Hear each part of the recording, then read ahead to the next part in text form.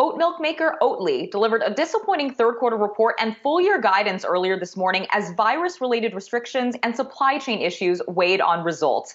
The stock is down nearly 20% this morning following that report. We're welcoming into the stream Cowen senior analyst Brian Holland for more. And Brian, thank you so much for being here this morning. Investors definitely not liking what they're seeing from Oatly's results, judging by the price action here. What was your takeaway from this report? Yeah, so I think definitely disappointing, but also transitory. I think what the market's responding to is obviously the Q3 miss. Although I would argue that folks were anticipating that. We were getting reads on that from other oat milk producers, as well as Starbucks leaning on secondary sources of supply, as they intimated a few weeks ago. But I think you compound that with the lower revised guide, which folks maybe weren't expecting at this magnitude. And I think that's what's weighing on the stock here today. Well, and just going through your the report here, I'm seeing the notes. Basically, so the results driven by higher logistics, increased container rates, unfavorable channel mix shift, and short-term challenges related to scaling capacity at the Ogden facility. It just seems like everything's getting more expensive. And if it is a transitory, as you're talking about, where's the inflection point? Is it the current quarter? We have to wait a few? Well, so a couple of things. One, the issues that you outlined are on the cost side. I think the market is more sensitive at this point to the revenue aspects of this. But so on the revenue aspects of this, a couple of things. One, we're going to reset here after this quarter. Obviously, they guided down. You would expect estimates across consensus to come down here over the next 12 months. So I think resetting expectations is going to help here in the near term.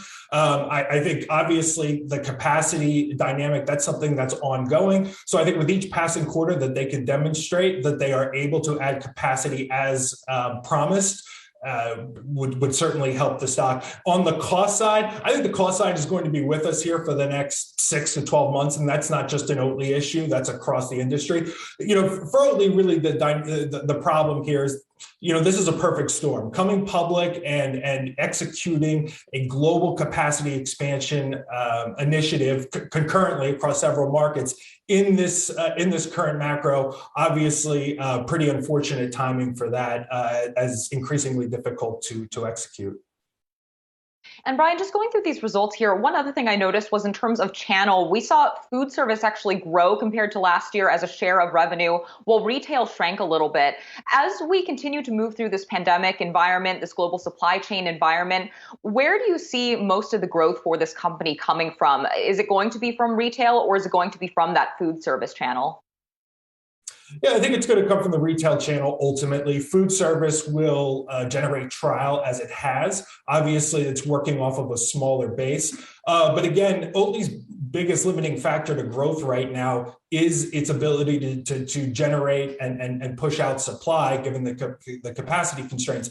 If you look at the retail metrics, the velocity is extremely strong. Their velocity is extremely strong, which is the strongest level of demand when you look at that retail data. So I think as they can put more product into the stores, the volume will follow, and that's ultimately what will drive the growth. Food service is certainly encouraging. I think it's an early indicator of how wide spread and how strong demand is right now, especially given the traffic issues within food service amidst the Delta variant.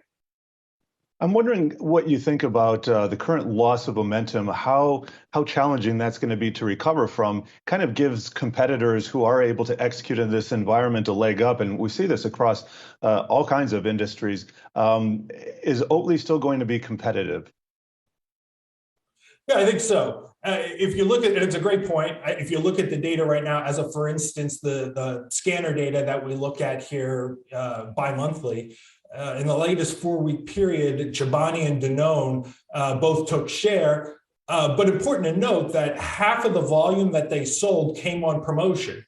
So they're clearly taking advantage, as you alluded to Oatly's inability to put product on shelf.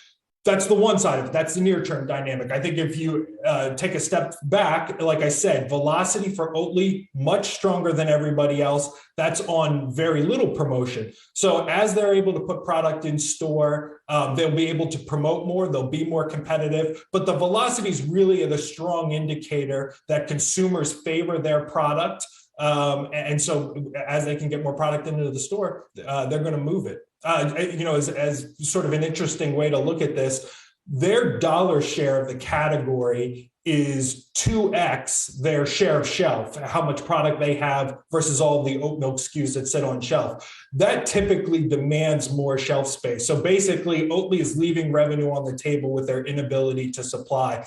As that improves, and again, these are the transitory issues. You'd much rather be in this situation right now where this is a supply issue rather than a demand issue.